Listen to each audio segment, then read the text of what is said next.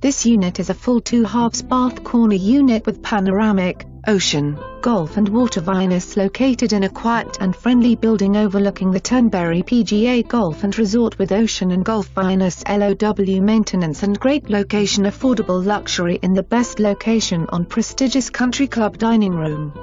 Across from the Turnberry PGA Golf and Resort.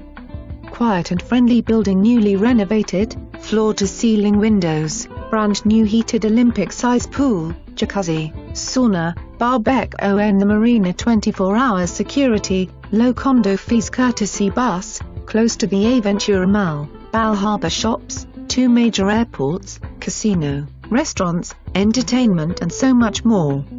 WOW.